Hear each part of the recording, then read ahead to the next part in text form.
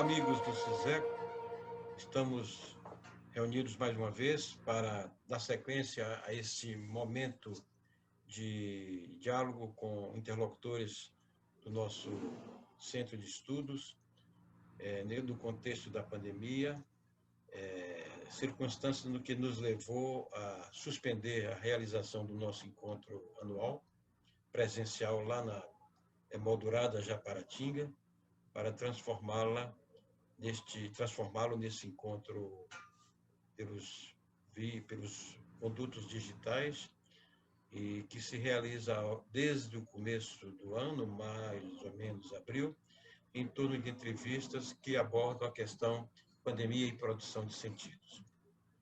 Hoje está conosco o professor Rodrigo Murtinho, diretor do Instituto de Comunicação e Ciências da Informática, Científica e Tecnologia em Saúde, da Fiocruz, doutor em Comunicação pela Universidade Federal Fluminense e pesquisador do Laboratório de Comunicação em Saúde, LACES, do ICICT, onde pesquisa sobre o tema Políticas Públicas e Comunicação em Saúde e Direitos Humanos.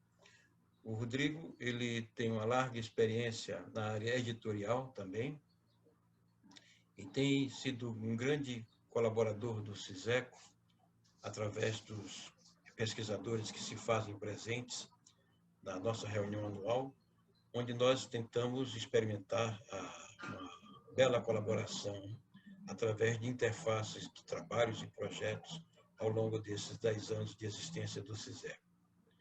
Pois bem, Rodrigo, então, antes de abordá-lo em torno de algumas questões que são centrais para essa temática e que dizem respeito ao trabalho de vocês, da Fiocruz, eu passo a palavra a vocês para um gesto de saudação aí aos colegas do CISECO, pesquisadores e amigos comuns. Olá, Fausto, agradeço o convite. Esse momento é um momento muito especial, muito frutífero, inclusive, para a gente fazer reflexões. Certamente, mais à frente, nós vamos poder elaborar mais, mas é um momento, sem dúvida, que nos permite tirar bastante questões, né, para o nosso debate da comunicação em saúde. Queria aproveitar e saudar também os participantes aqui, associados ao CISECO, né, pela importância também desse trabalho desenvolvido por vocês. Queria só agradecer o pessoal também da Vídeo Saúde que está colaborando aqui com a gravação. E só me permite uma pequena correção. O nome do nosso instituto é Instituto de Comunicação e Informação Científica e Tecnológica e Saúde. Eu notei extremamente complicado. Eu normalmente digo que é o Instituto de Comunicação e Informação da Fiocruz. Pronto. Perfeito. Eu senti também que eu me perdi nesse percurso aí, fiquei flutuando entre nomes que pareciam ser corretos no encadeamento, mas eu confiava que você fizesse esse reparo oportuno, portanto. Rodrigo, antes de entrarmos na questão de fundo, eu queria, tendo em vista que nosso propósito é sempre aproximar o máximo possível os interlocutores e também os trabalhos que fazem as instituições, eu queria que você nos apresentasse um quadro. O que é o Instituto? O que é que esse Instituto faz no âmbito da Fiocruz? Sei eu que representa um longo trajeto de negociações e de conquistas da interface comunicação e saúde, né, que hoje se materializa nesse projeto que é por você dirigido e também pela instância de formação que representa aí o Instituto lá de Ciência, Tecnologia e Informação, né? Mestrado e doutorado, esse âmbito de pós-graduação. Então, eu gostaria que você fizesse uma apresentação inicial sobre o projeto desse instituto, né? A fim de que os interlocutores possam perceber por que nós estamos conversando em torno de que questões vamos dialogar ao longo dessa conversa.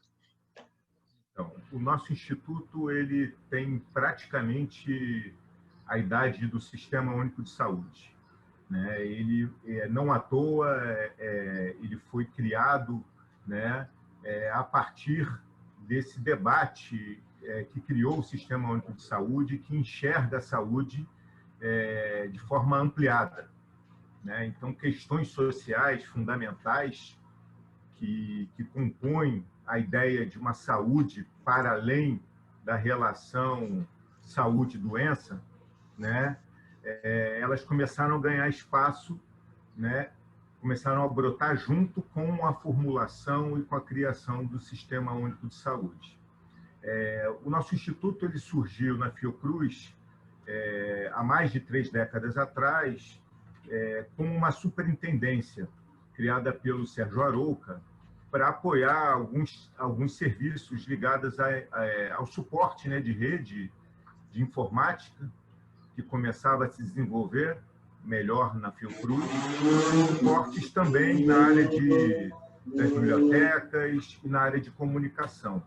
Essa superintendência ela foi crescendo, ela foi evoluindo, incorporando outras atividades, incorporando pesquisadores da área de informação, começando a promover cursos de atualização, cursos de especialização, né? E há um pouco mais de uma década nós nos tornamos um instituto. Também há um pouco mais de uma década, e aí ajudando a criar esses contornos do que significa hoje ser uma unidade técnico-científica da Fiocruz, foram criados, né, a nossa revista científica, que é um elemento fundamental, a RECIS, né, de articulação desse campo multidisciplinar que reúne informação, comunicação e saúde, né, e foi criado o nosso programa de pós-graduação, o PPGIX, né, que também trabalha, tem esse caráter multidisciplinar, né, fazendo uma inter-relação entre esses 3 grandes campos, a saúde coletiva, a informação científica, né, e a comunicação. Rodrigo, pela sua exposição, inevitavelmente a problemática da pandemia se instala no âmbito desse instituto, nesse centro de formação, desse laboratório, né? Tendo em vista, digamos, a heterogeneidade de perfis de pesquisadores, técnicos, de tecnologias, etc. Então, eu queria que você comentasse conosco como é que isso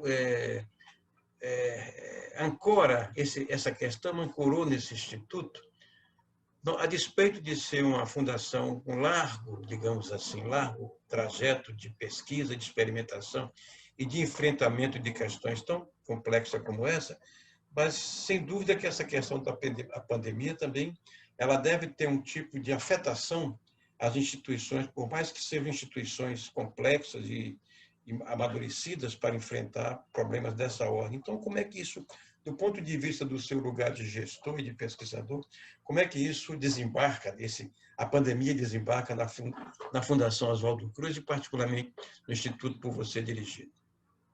Então, na verdade, a pandemia atravessou totalmente a nossa programação, né? E ela, embora ela já estivesse anunciada, né, pelas notícias que a gente tinha, né, de alastramento do vírus em outros países, né, ninguém consegue se preparar, né, em tão pouco tempo para enfrentar uma pandemia. Então, eu mesmo fui contaminado eu fui um dos primeiros contaminados, eu acho, ainda em março, e lembro que alguns dias depois que eu já estava em casa, nós decretamos o trabalho remoto para a imensa maioria dos nossos trabalhadores. Naquele momento, a pandemia começou a atravessar todas as nossas atividades.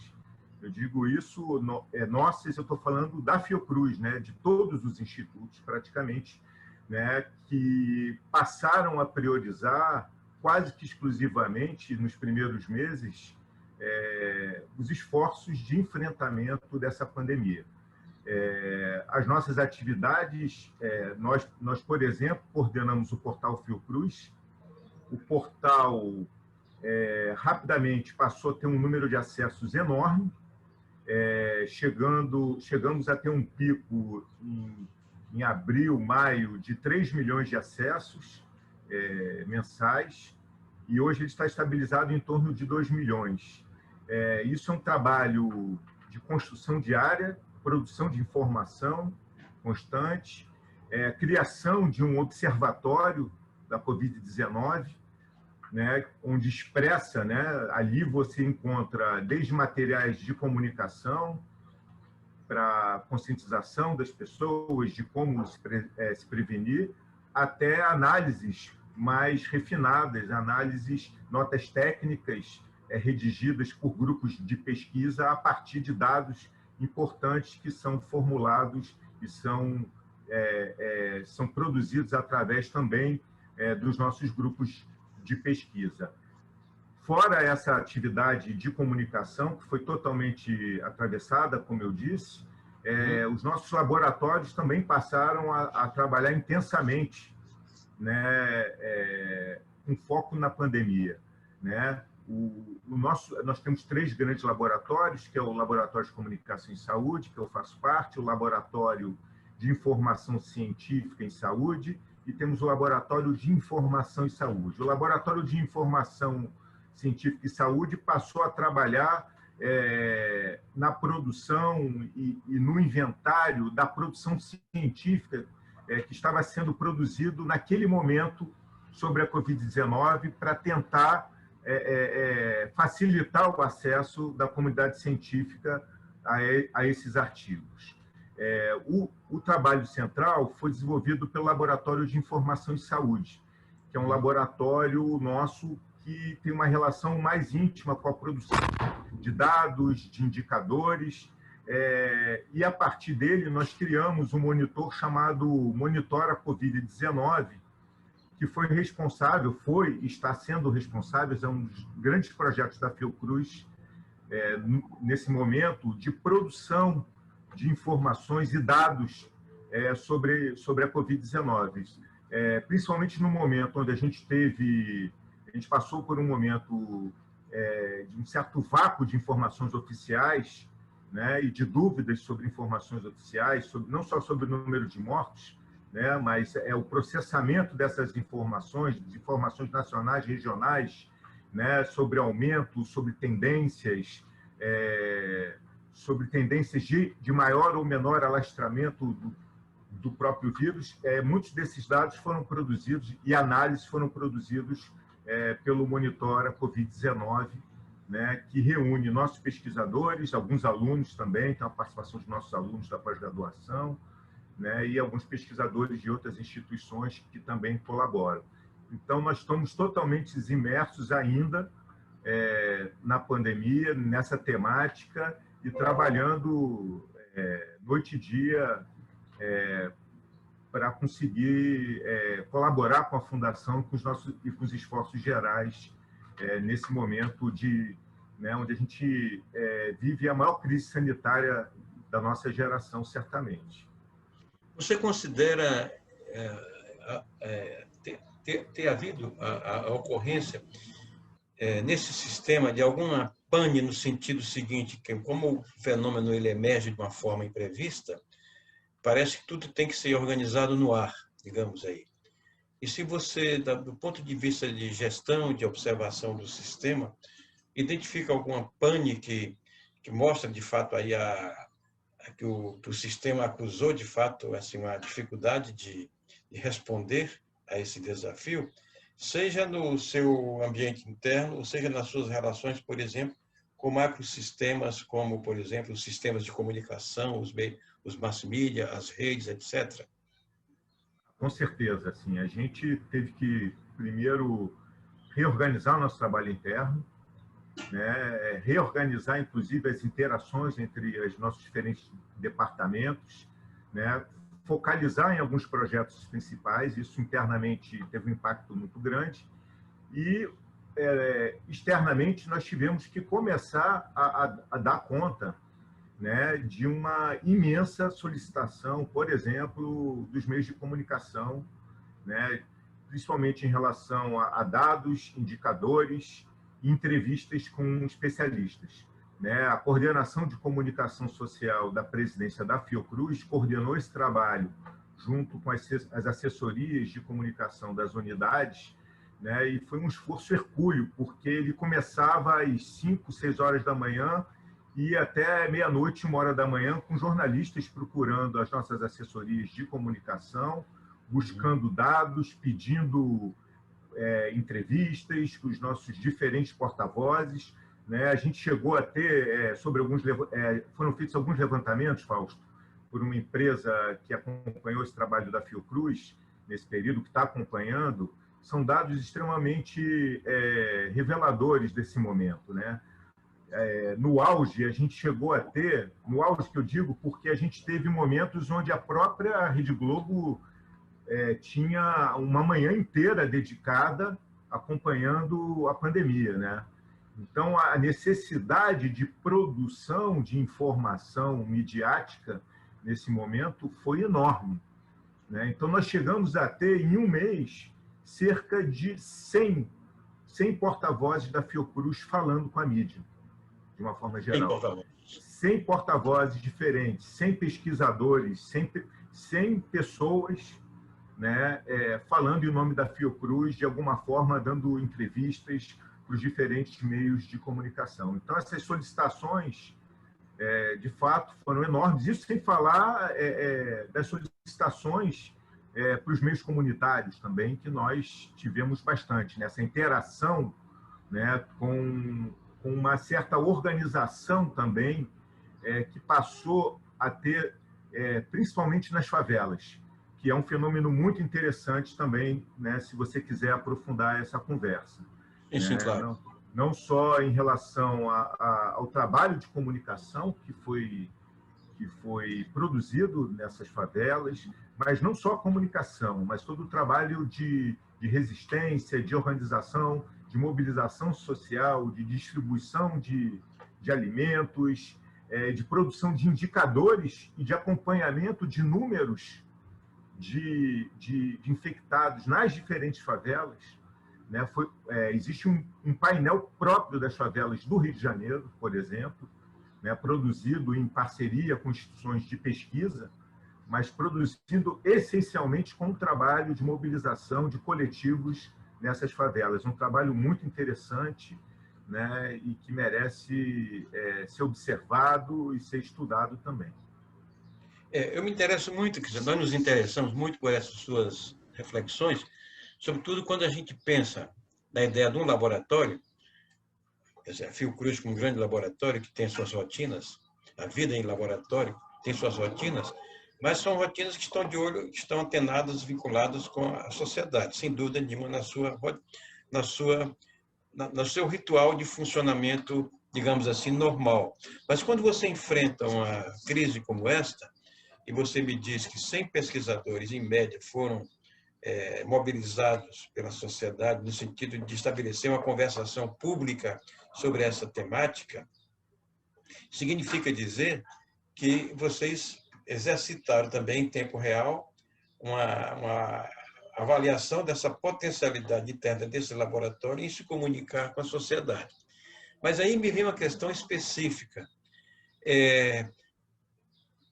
Considerando que vocês trabalham na vida laboratorial e nela se passam debates em torno de várias matrizes de problemas de comunicação, em que medida da posição de quem observa o sistema, como você é um gestor,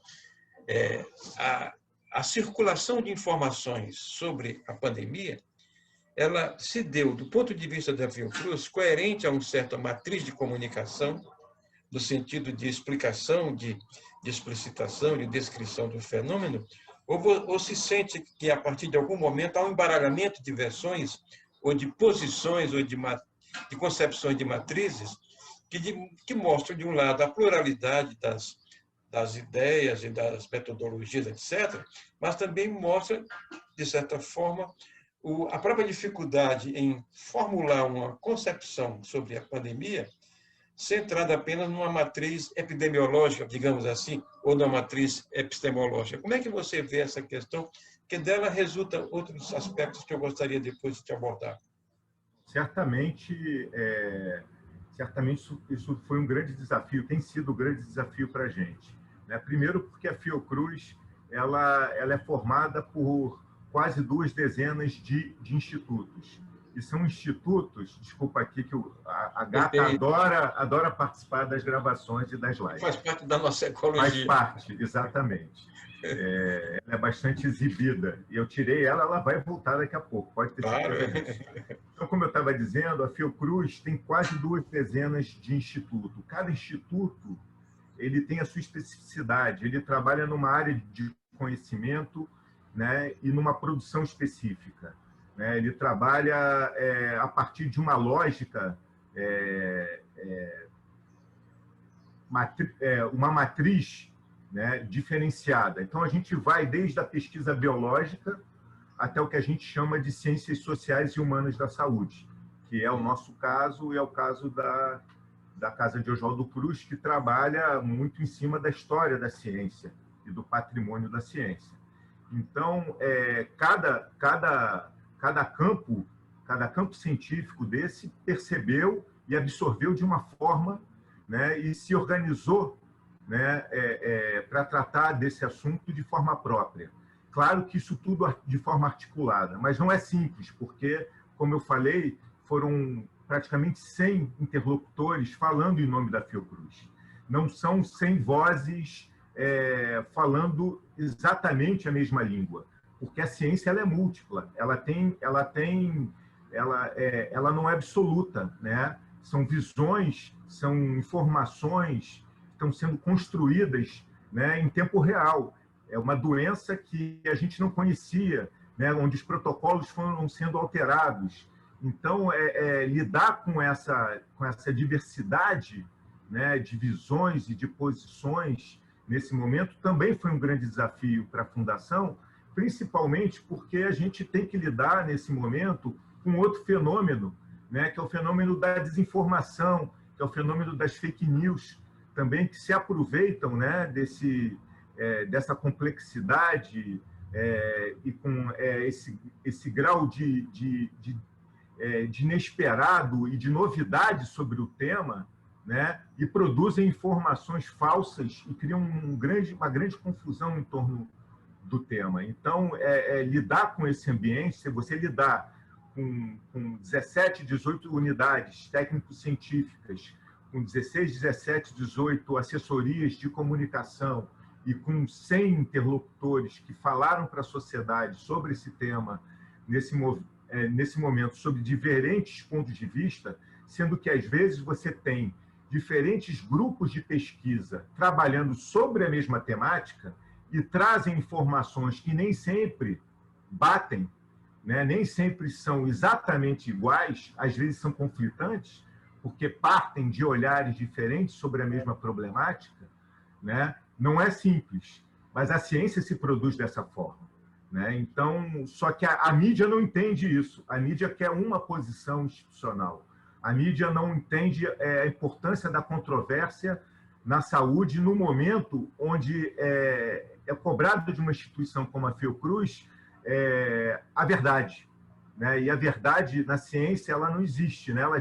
A gente está produzindo informações, algumas vão se confirmar, alguns caminhos serão abandonados, né? Algumas hipóteses serão afirmadas, outras serão descartadas, né? Então, a ciência ela trabalha nessa direção, ela não trabalha numa direção de uma afirmação linear e constante, né? Então, é um ambiente certamente muito, muito interessante para se analisar. Certamente a gente terá um vasto material para observar isso com mais distanciamento daqui a um tempo, né? A gente ainda está muito imerso, né? E com uma observação ainda muito talvez pouco crítica, né? Mas uma percepção mais genérica sobre isso é possível, sim, e certamente essa é uma questão muito, muito relevante que você está levantando. Perfeito. Botando um desdobramento dessa sua observação, quer dizer, que me sugere pensar algo que eu vou compartilhar contigo e que resulta também um pouco das entrevistas que nós estamos fazendo. É uma coisa em torno de um conceito que é um conceito recorrentemente forte na fala dos epidemiologistas, de vários níveis de matizes, quando eles, ao longo da crise, eles têm falado sobre a noção do afastamento, né, social, questão do distanciamento, essa orientação que percorre um longo caminho desde a fundação da OMS até aos mais institutos localizados e matrizes, etc., defendendo o problema do confinamento, de distanciamento como, digamos assim, uma medida profilaticamente ou preventivamente importante como contenção ao vírus. Muito bem. A gente observa que esse discurso circulou de um modo intenso e extenso, né? Mereceu de segmentos internos, ou de sistemas internos da saúde, digamos, algumas observações críticas e talvez algumas infundadas e fora de lugar, fora de um debate contextualizado, mas a gente percebe, de um lado, um certo, entre aspas, silêncio do próprio sistema de saúde na explicitação de algum tipo de observação que traduz um certo tipo de criticidade à eficácia desse ponto de vista da perspectiva de uma teoria de comunicação. Eu me explico. Quando a gente ouve os relatos, seja dos atores mais diversos que aqui vieram para ser entrevistados, há uma observação que diz mais ou menos o seguinte: olha, não funcionou, ou não funcionou de modo, o distanciamento não funcionou de modo desejado, ou ele não atendeu às expectativas por vários fatores. Aí vem uma lista de fatores, dentre os quais, resumidamente, a sociedade necessariamente não tem uma posição de ratificação daquilo que as instituições pedem para ela fazer. É um laboratório também a sociedade, né? Então, existe uma descompensação entre a oferta das alternativas e o cumprimento que caminham por outras veredas, digamos assim.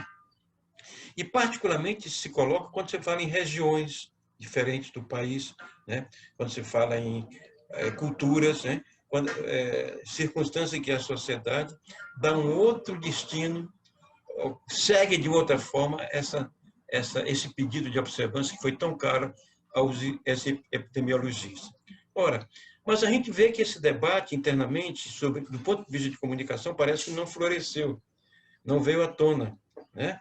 Quando o Laboratório de Ciências da Comunicação e Saúde, digamos assim, pouco formulou alguma coisa no sentido de levantar questões também, por que, em certa medida, ocorreu uma certa desobediência civil, aconteceram outras estratégias desviantes a essa noção do cumprimento das observâncias do distanciamento, quer dizer, um conjunto de fatos, né, que trazidos à tona também pela própria pandemia, quer dizer, né? Ou seja, a pandemia faz com que esses problemas também venham à tona, mostrando que a sociedade é heterogênea na observância de medidas fortes para o sistema de saúde.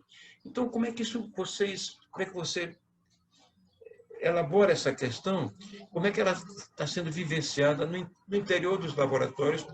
Que vocês têm relatórios, têm dados de como isso está se passando no país, sobretudo os descompassos, digamos, o não equilíbrio entre a oferta dessa medida, esse aceno de contenção e o não cumprimento, né? O noticiário está na rua dizendo que a sociedade não cumpre, os bares estão cheios, etc, etc. Quer dizer, como é que vocês veem esse fenômeno vindo da própria sociedade apontando uma outra coisa aí?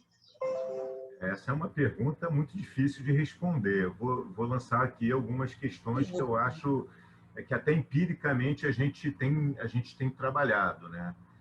Até porque nós temos formulados, a gente tem formulado e tem construído instrumentos de comunicação tentando sensibilizar parcelas da sociedade. Primeiro, é necessário, como você mesmo disse, identificar que há uma diferença regional, né?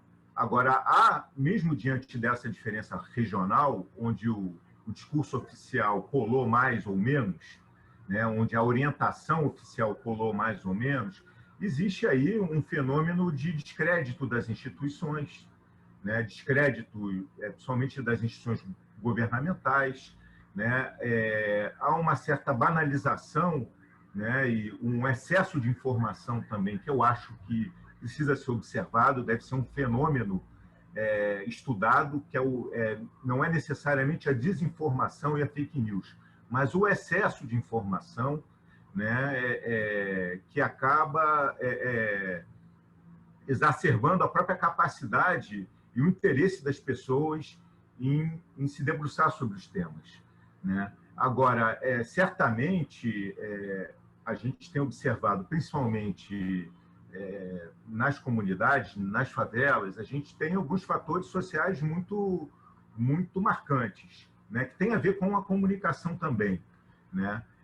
Por exemplo, não existem condições sociais nesses lugares ideais para você fazer um afastamento. Primeiro, porque as casas são pequenas. Então, não você tem um doente em casa, uma pessoa com um sintoma, você não tem como isolá-la da forma com que quem mora num apartamento com mais de um quarto, mais de um banheiro, consegue fazer, né? Então, está descartada essa possibilidade. As pessoas, cada vez mais o número de trabalhadores autônomos, né? O trabalho desregulamentado, né? E onde as pessoas foram obrigadas a continuar trabalhando porque precisavam continuar comendo, trazer alimento para casa. Então, essa necessidade objetiva fez com que muitas pessoas não parassem, né? Elas tinham que colocar na balança como elas iam produzir afastamento social se não tinha como colocar comida, né, na mesa da sua família, né? E a própria dificuldade que você tem de ter, por exemplo, saneamento básico, né? Não adianta... a gente costuma dizer que a pandemia escancarou problemas sociais gravíssimos. Ela não criou problemas sociais gravíssimos, mas ela escancarou. Quer dizer, ela agravou problemas sociais que já existiam. Como é que você vai pedir para uma pessoa lavar as mãos se ela não tem saneamento básico, se ela não tem água corrente em casa, né? Então, todas essas orientações, elas se quebram. Como é que você comunica para uma pessoa que mora num território vulnerável, onde a água não chega direito, né, que ela tem que lavar as mãos, que essa é a melhor forma, é a forma de se proteger contra a Covid-19. Então, há um descompasso entre uma situação minimamente ideal, né, de uma situação real. Há um descompasso grande, né? Há uma diferença muito grande, né? E aí tem um problema de comunicação, por exemplo, que a gente sempre chama atenção, que é o debate do acesso à internet, né? A gente criou uma palavrinha de ordem que é: sem acesso à internet não é possível se fazer distanciamento social. Porque, como eu disse, é muito fácil fazer distanciamento social tendo um acesso à banda larga, onde você pode acessar conhecimentos através de telejornais, acessar os sites das instituições, né? Você obter informações de vários tipos, você acessar um serviço médico à distância, orientações médicas à distância, você acessar serviços públicos à distância, você acessar bancos, instituições financeiras, onde você precisa, né, fazer pagamentos ou acessar o próprio cadastro para obter o apoio governamental, né, diante de tantas dificuldades sociais que a pandemia agravou, né, acessar, você ter acesso ao entretenimento através do audiovisual, que também foi importante nesse momento de afastamento, onde muitas pessoas recorreram, né, e até a comunicação com familiares, né, com amigos, né, que não se veem há meses, né? Muitos estão isolados e esse afastamento ele tem criado um problema grave de saúde mental também, né? Então, muitas atividades relacionadas à saúde mental passaram a ser, inclusive, desenvolvidas pela internet, né? A gente mesmo tem um trabalho de yoga, de meditação via internet. Quem não tem acesso à internet está excluído de tudo isso que nós falamos. Então, esse é um problema grave de políticas públicas, de comunicação, é um problema de comunicação também, de infraestrutura, né? Mas da nossa forma de ver, de cidadania, porque o acesso à internet já foi reconhecido pela ONU como um direito fundamental já há alguns anos, né? E a pandemia escancara esse problema, né? E como isso aumenta o fosso social e aumenta esse fosso da capacidade, né, de interação das instituições com essas pessoas também, né? A comunicação ela não é feita da mesma forma com uma classe média, né, com uma classe alta e com pessoas que não têm acesso à informação, né? E aí, sem falar das fake news e todo o descrédito que foi construído em relação à ciência também, que é um outro problema que cabe um estudo específico, né? E, esse questionamento à ciência que tem sido feito diretamente, né, de postos governamentais, né, que ajudam a criar mais confusão ainda, né, nesse cenário. Eu pergunto, você dizia num certo momento que você falar sobre essas questões evocaria também coisas interessantes que estariam acontecendo em algumas tentativas, em alguns contextos onde você estaria enfrentando problemas de um modo tentativo, digamos assim. Você fazia alusão às favelas, por exemplo. Perguntaria, se a questão da comunicação ou da internet se faz hoje digamos assim, um insumo fundamental nesse contexto de fazer face ou não ao distanciamento, né? Como é que vocês enfrentaram isso do ponto de vista tentativo, né? Eu estou pegando esse aspecto e lembrando, em alguns relatos de algumas pessoas, que algumas instituições enfrentaram à sua maneira esse buraco, esse déficit, digamos assim, no sentido de fazer esse vínculo aí, essa coisa funcionar, né, a serviço de certas políticas emergenciais, digamos assim, né? Então, tratando de uma instituição que estuda comunicação, que tem laboratórios de comunicação, especialistas, pesquisadores, ações, produtos, como é que vocês, nesse momento específico da pandemia, todos esses laboratórios de comunicação respondem tentativamente a esse desafio e a esta precariedade estrutural por parte da sociedade? A Fiocruz tem uma particularidade que é sempre bom frisar, né? A questão teórica ela é tratada, mas a questão efetiva, né? A efetivação de políticas e de práticas, ela é uma questão que está no nosso cotidiano. Então, a reflexão ela vem junto com a prática, né? E ainda mais num momento como esse. Então, a gente tem várias experiências que comprovam a importância da comunicação e principalmente no sentido da mobilização para esses territórios vulneráveis. A Fiocruz a Fiocruz conseguiu arrecadar um volume de recursos grande a partir de doações, principalmente doações governamentais, mas principalmente também doações de empresas privadas. Parte desses recursos foram direcionados a um edital que foi lançado voltado para os territórios vulneráveis.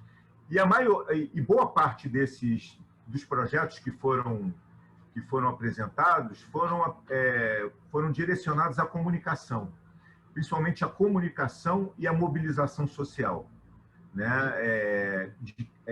Fortalecer coletivos que, ao mesmo tempo, produzem informações e fazem a mediação dessas informações mais científicas, né?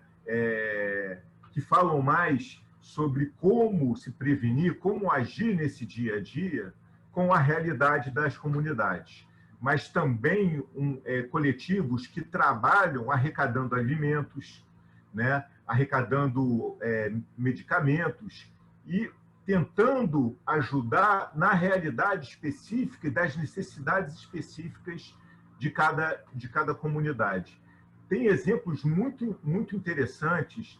A professora Inesita, que você conhece bem, ganhou um edital interno, né? E é bom que se diga, a Fiocruz conseguiu lançar alguns editais internos de pesquisa né, e de projetos e de ações imediatas, né, para os grupos que trabalham, que estão trabalhando o tema da Covid-19.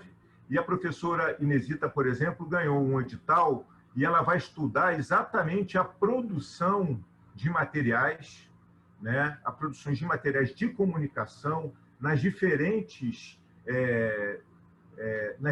realidades e territórios vulneráveis nos diferentes estados brasileiros.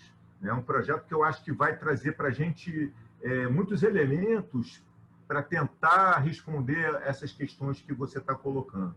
Mas a gente tem algumas informações. Paraisópolis, por exemplo, é impressionante a capacidade de mobilização social e, portanto, a capacidade de comunicação, né, que os grupos ali organizados conseguiram produzir para colaborar com a sua própria comunidade, né? Não só o apoio cotidiano, mas, como eu falei, mas essa produção cotidiana de auxílio às necessidades objetivas. Esse diálogo, e aí eu estou falando disso como um diálogo, né, desses coletivos organizados nesses territórios, né, dialogando com essas necessidades mais prementes diante da incapacidade, inclusive, das pessoas terem as condições ideais para promover esse distanciamento social. Tem um outro exemplo importante aqui no Rio de Janeiro, favela Dona Marta, onde duas pessoas começaram a fazer um trabalho de higienização, né, uma iniciativa pessoal de duas pessoas que acabou criando um movimento, e eles passavam diariamente, né, jogando produtos químicos, água sanitária para desinfectar, né, ruas e áreas coletivas, né, de acesso coletivo da favela. Então, a criatividade e o diálogo, né, desses coletivos e desses grupos com a realidade das favelas é um elemento que eu acho que vale um estudo aprofundado, né? Nós temos muitos elementos que apontam para isso. Assim como temos coletivos, né, propriamente ditos de comunicadores populares, que também atuaram produzindo podcasts, carros de som que passavam, né, nas ruas das favelas, tentando passar informações da forma correta, da forma própria como a informação deve ser passada, né, respeitando as especificidades daquela população e daquele território. Então, a Fiocruz esteve muito envolvida, né, e trabalhando conjuntamente com esses coletivos também, colaborando e sobretudo, aprendendo, né, sobretudo aprendendo muito com essas práticas, né, e com esse diálogo que foi produzido cotidianamente, está sendo produzido ainda. A gente tem um projeto grande também, chamado Dicionário de Favelas Marielle Franco, né, que está ancorado no nosso instituto, que é coordenado pela Sônia Fleury, né, que é uma pesquisadora importante também da área da saúde coletiva, uma cientista política. E esse dicionário ele surge como a Wikifavelas, né, onde é um dicionário interativo, qualquer pessoa pode criar um verbete sobre algum aspecto da vida da favela, pegando aspectos culturais, históricos, etc., e que essa articulação acabou virando uma grande rede de apoio ao enfrentamento à pandemia, né?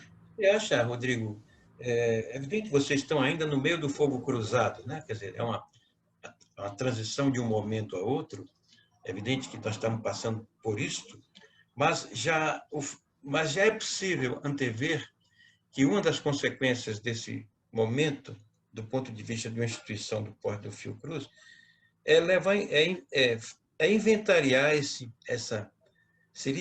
inventariar essa massa de informação, registros que a sociedade está gerando de tentativas de superação, de reorganização de outros formatos de fluxo, de circuitos, etc. E isso, quer dizer, permear, digamos assim, a rotina de pesquisa ou de formulação de projeto ou de produção de meios, etc., que possa relançá-la, né, a um trabalho que me parece que foi sempre uma meta da pioneira ou de vanguarda aí da própria Fiocruz, quando tenta-se fazer essa articulação com comunicação e sociedade, né? Quer dizer, você anunciou pelo menos 5 ou 8, de 5 a 8 registros que afloram de um modo absolutamente inédito do ponto de vista de registros que tocam a porta da pesquisa, né? E da formulação da tese ou do produto ou da vacina, o que seja, como tentativa de levar isso adiante, né? Quer dizer, como é que isso se passa no contexto de uma conjuntura em que instituições do porte Fiocruz são instituições que sofrem conjunturas adversas em vários momentos, né? E que certamente não têm a flexibilidade de acolhimento em conjunto de demandas dessa ordem, de indicações dessa ordem. Certamente. Eu chamo a atenção para alguns estudos que já estão sendo feitos, importantíssimos, né? Por exemplo, o Comitê Gestor da Internet do Brasil já lançou dados importantíssimos para a gente analisar sobre o uso da internet durante o afastamento social, né? Estão lá disponíveis, lá no portal do Comitê Gestor, e aí a gente percebe, né, e cruzando com outros dados também produzidos por eles, a gente entende, né, o quanto esse fosso social foi amplificado nesse momento, né, e o quanto é necessário se pensar em políticas públicas para atender a esses setores da sociedade. Eu digo setores não só territórios vulneráveis na cidade, não. Eu estou falando de um país desigual, de um país onde o acesso à internet nas grandes capitais é razoável, né? E você começa a ir para o interior e esse acesso vai ficando cada vez pior, onde não há interesse, né, das empresas privadas, concessionárias desse serviço público, né, de levar a internet de boa qualidade para as cidades pequenas e médias, por exemplo. Né? Então, estamos falando de territórios vulneráveis, mas estamos falando também de uma interiorização, né, do acesso à informação via internet que não existe, né? Um acesso muito ruim. Você vai para uma cidade próxima ao Rio de Janeiro, como Petrópolis, né, você tem áreas onde a telefonia móvel não funciona, né? Então, isso estou falando de uma cidade que é considerada média, né? E a gente sabe quantos municípios brasileiros podem ser colocados em uma situação, enquadrados numa situação pior do que essa, né? Então, esse é um cuidado e é um risco que a gente sempre tem que ter nesse debate, né? Não pensar que as capitais onde nós estamos situados é uma realidade nacional, né? Essa realidade ela não existe. A realidade é muito pior do que a gente está vivendo nesses grandes centros urbanos, né? Então, esses dados do Comitê Gestor, ele traz informações importantíssimas. Por exemplo, outro dia perguntaram para a gente, porque o nosso instituto também, através da Vida e Saúde, que está colaborando com essa gravação, a gente está mediando lives, seminários, congressos, debates, aulas, né, diariamente, o dia inteiro, e às vezes manhã, tarde e noite, né? Outro dia até fiz um desafio a eles, né? Perguntei quantas atividades eles mediaram a transmissão, quantas horas de gravação nós tivemos nesse período, né? O próprio Comitê Gestor ele apresenta alguns dados interessantes sobre isso, né? O quanto a forma de comunicar ela está sendo alterada. Antes, quando a gente pensava em fazer um evento à distância, né? Quando a gente considerava fazer um debate à distância, as pessoas torciam o nariz, achavam que não ia ficar legal, né? Não, isso não vai causar interesse. Hoje, a única forma que a gente tem de produzir esses debates é através da internet, né? E eu acho que isso chegou para ficar. Você acha que a comunicação é colocada hoje como um componente, digamos, adquire um status distinto e absolutamente estratégico em relação a momentos outros, onde ela ocupou uma linha de auxiliaridade aí em linhas de projetos, de ações, etc.? Certamente, certamente. Eu acho que como a gente está vivendo a sociedade da informação, isso, para nós que somos da área de comunicação e informação, é muito claro. Mas para outros setores, aí você falou dessa diversidade que é a Fiocruz, né, de biólogos, epidemiologistas, né, cada vez mais isso fica claro para eles também, né, o quanto a centralidade, né, da informação, e principalmente dos processos de comunicação, ficaram mais claros, né, e mais necessários nesse momento, né? Então, estão alterando a nossa própria forma e práticas cotidianas, que antes não eram nem percebidas como comunicação. Isso que nós estamos fazendo agora podia ser chamado simplesmente de um debate, né? E hoje, claramente, a gente vê que é um processo de comunicação mediado, né, por uma rede que a gente chama de internet. Esse aspecto me parece que nós poderíamos retomar nos seguintes termos. Quando você fala que a rotina da instituição muda e a comunicação desponta como uma matriz central a deslocar e a reconfigurar as rotinas da instituição através de cursos, uma série de ações, e aí coloca a problemática dessa instituição como uma instituição educativa também, digamos, né? Quer dizer, o que está acontecendo com algumas universidades? Então, se revendo no sentido de estudar como é que se compartilha a questão de conhecimentos, por exemplo, né? Exatamente. Do ponto de vista de cursos, experimentações, etc. Quer dizer, significa dizer que, do teu ponto de vista, que essa questão ela vai afetar, digamos assim, os fundamentos de formação desse laboratório, dessa universidade, que é a Fiocruz, onde a comunicação passa desse lugar. Sim. Eu acho que tem situações que foram criadas e processos foram criados, foram forçados, foram criados de forma forçosa nesse momento, que chegaram para ficar. Eu não tenho a menor dúvida disso, né? Eu acho que principalmente os processos relacionados à comunicação e à informação estão sendo alterados fundamentalmente. Então, os repositórios institucionais estão sendo mais acessados, as redes estão sendo mais acionadas, as redes interinstituições estão funcionando plenamente, né, através desses instrumentos virtuais, né? Então, a gente tem visto, por exemplo, a Fiocruz construiu, eu vou dar um exemplo muito claro, né? A Fiocruz construiu um centro hospitalar que muitos achavam que era um hospital de campanha, né? Que não é. Ele foi construído especificamente para a Covid, está lá e vai ficar. É uma ala nova do Instituto Nacional de Infectologia, né?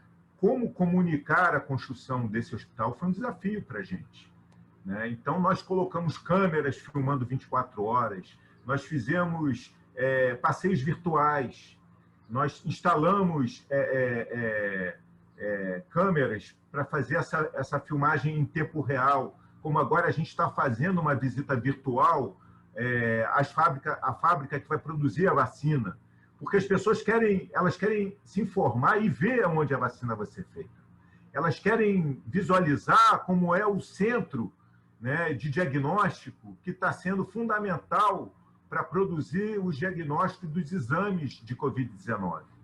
Né? Então, essa sociedade que se acostumou, né, e que coloca a imagem, né, como uma questão central para materializar o processo de comunicação, ela quer ver as coisas acontecendo, né? E a gente tem buscado instrumentos cada vez maiores também para tornar isso uma realidade, inclusive para nós mesmos, que não estamos indo à instituição e que temos acesso a imagens, né, e a própria transformação da nossa instituição através desses instrumentos que estão sendo criados. Eu queria encerrar essa nossa conversa, que quizás ela pode ainda se projetar em muitas outras, mas abordando uma questão que você tematizou de modo muito pontual agora, recém, que é a questão das vacinas, né? Vocês têm uma larga experiência na questão vacina, sobretudo no momento que implica a sua implementação, a sociedade. Então, eu vou lhe fazer uma questão e que diz respeito ao problema das condições de circulação da vacina. Ou seja, a vacina ela vai ser colocada, mas a gente sente, por experiências de vocês anteriores, que ela sempre foi objeto da desconfiança, de uma negociação social complicada, em função de fatores que fazem com que a vacina goze ou não de credibilidade, de efetividade, etc. De alguma forma, vocês estão se preparando para enfrentar essa dificuldade e como vão resolver isso do ponto de vista na esfera não da formulação, mas na esfera da própria experimentação, ou seja, colocar a vacina à disposição da sociedade. Esse é um desafio enorme, né? Eu acho que temos aqui um desafio enorme que é controlar a gata também. Mas vamos lá. Esse é um desafio enorme, né?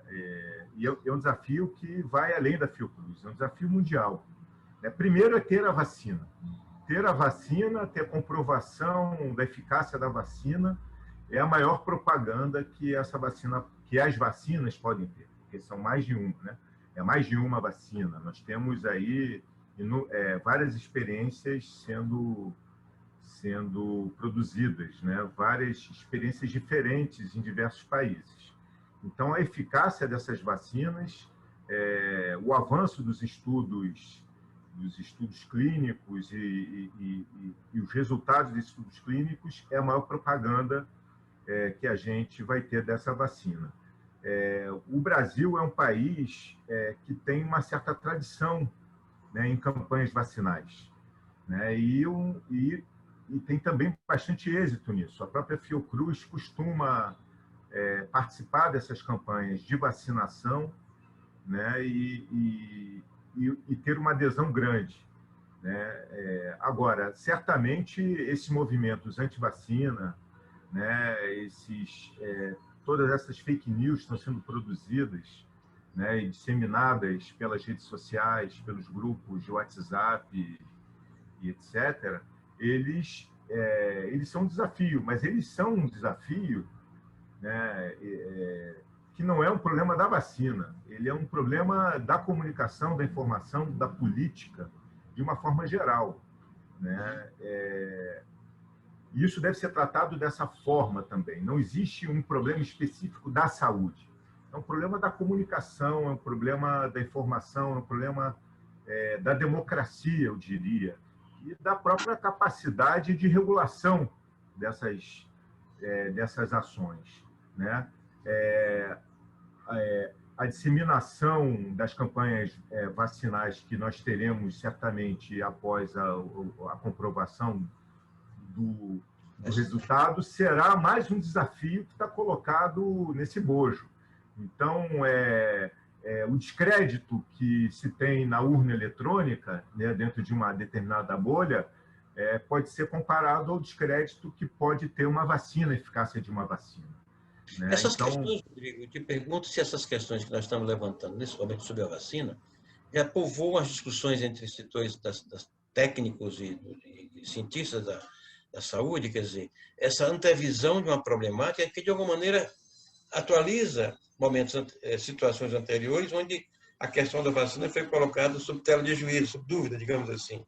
Então, já há um debate em torno disso e quais são assim, os cenários que se colocam do ponto de vista comunicacional para enfrentar esse possível impasse de credibilidade, de construções de relatos, de versões que podem colocar em risco esse segundo momento dessa crise.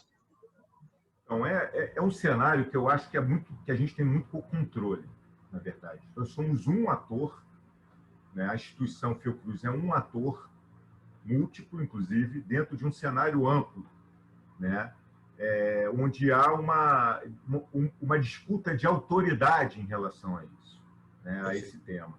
Então, nós conseguimos mediar e ter um certo controle do que nós produzimos de informação sobre a vacina, né, sobre os estudos em cima da vacina, né, sobre a divulgação da vacina, a gente consegue pensar campanhas para fortalecer as campanhas vacinais, mas a gente não tem controle sobre a intervenção de outros atores que disputam essa autoridade, né? E aí vai desde dirigentes governamentais, né, até ditos especialistas que falam em nome de supostas teorias, né, que colocam em xeque uma visão da própria ciência, né? Colocam em xeque a própria ciência, né, nesse momento. Então, é um processo que a gente não tem total controle, né? Então, é importante nesse momento a gente perceber que a gente conta com boa parte da mídia, né, num diálogo com a ciência, né, com as instituições de ciência. A gente vê também governos, e aí de governos que eu digo nas diferentes esferas, também alinhados, né, com a preocupação em promover a ciência, em promover a ideia de que a vacinação ela é necessária, mas a gente tem aí alguns atores no meio, né, tanto midiáticos, né, como produzindo não só fake news, mas produzindo informações que são disseminadas em meios de comunicação chamados oficiais, né, e que colocam em contradição todas essas questões. Então, é um cenário muito complexo. A gente não tem ingerência sobre esse cenário de uma forma ampla. Nós conseguimos controlar e esse já é um trabalho difícil, viu? A gente tem que tirar o chapéu para o pessoal que trabalha a comunicação institucional da Fiocruz, porque você conseguir mediar internamente, ter um discurso, se não único, mas que seja convergente na maioria desses temas, já é um trabalho hercúleo. Como eu falei lá no início, né, é uma instituição de ciência. E uma instituição de ciência ela trabalha com a controvérsia. E a ciência evolui, né, nas suas descobertas, no seu desenvolvimento, através da controvérsia, né, da afirmação de hipóteses ou negação de hipóteses. Então, é muito difícil você lidar nesse cenário e sabendo que a própria controvérsia científica pode gerar dúvidas sobre métodos de combater a Covid e sobre a eficácia de uma vacina ou de um medicamento específico. Então, nós estamos diante de um cenário muito minado, né? Um segundo round comunicacional, possivelmente. Exatamente. Né? Eu gostei muito das questões que você colocou, porque, como eu falei, a gente está muito imerso ainda. Existe muito pouco distanciamento para que a gente tenha uma capacidade crítica de enxergar muitas coisas que estão sendo enxergadas por quem não está tão imerso assim, né? E essas questões serão fundamentais, né, para diálogos futuros, para formulações futuras e até para uma compreensão do ponto de vista do nosso campo comunicacional de todos esses processos. Então, as suas questões estão me fazendo refletir e estão dando um certo nó na minha cabeça em alguns momentos, mas tem sido foi um exercício bastante importante e frutífero nesse momento, e eu agradeço imensamente essa possibilidade de estar aqui pensando junto esses processos. Perfeito, Rodrigo. Antes de passar para sua despedida, eu quero lhe dizer que para nós é um motivo muito grande de satisfação e também de visualizar levar adiante esse incremento da nossa cooperação, Fiocruz e o CISEC. Nós pretendemos, além desse formato de diálogo, que são as entrevistas, nós pretendemos editar o livro com as entrevistas, mas as entrevistas não aparecendo reproduzidas no livro, mas os autores os que aqui falaram, né, nesse contexto, escreverem artigos a propósito das questões por eles abordadas. E, posteriormente, ao longo do ano de 2021, nós faremos a nossa reunião anual do CISECO, numa intensa interface dessas problemáticas, e nós gostaríamos muito de contar com o concurso de vocês, quer dizer, a presença de vocês no sentido de nos ajudar no debate, né? Quer dizer, nos ajudarmos nesse debate dessas questões, porque assim vemos um centro de pesquisa identificado com problemáticas que transcendem, inclusive, o Brasil, né? Uma problemática de mundo, portanto, né? Então, teremos ocasiões de nos reencontrarmos justamente para planejar essa cooperação levada adiante, com certeza, né? Então, quero lhe agradecer muito, muito, muito aos colegas da Fiocruz esse momento de encontro contigo e colocar aí os nossos microfones, câmera, etc., para que você nos dê até logo a todos nós, aqueles que estão lhe vendo e escutando nesse momento. Certamente esse diálogo vai ser extremamente frutífero. Eu fico só imaginando como é que está a cabeça dos nossos mestrandos e doutorandos agora, né, com tanta informação, com tantas questões que estão sendo colocadas, né, e um pouco aquela urgência de trazer tudo, né, para o seu trabalho acadêmico, né, e o quanto a gente sabe a importância desses temas e o quanto eles vão produzir também futuras teses, futuras dissertações, né? Esse tema da pandemia certamente encontra no campo da comunicação um campo bastante fértil, né? Tanto para a gente pensar teoricamente, como para a gente pensar também no campo das políticas públicas. Isso, alinhar as políticas. Que também são extremamente urgentes, né? Que esse cenário nos possibilita também. Né? Perfeito. Então, e a gente trabalha nessas duas perspectivas. Teremos um encontro breve, ou um encontro muito em breve, em todas essas questões aí, com certeza. Te agradeço Contem muito. Com a gente. Muito obrigado, até breve e bom trabalho para vocês. Eu que agradeço essa oportunidade também, Fausto.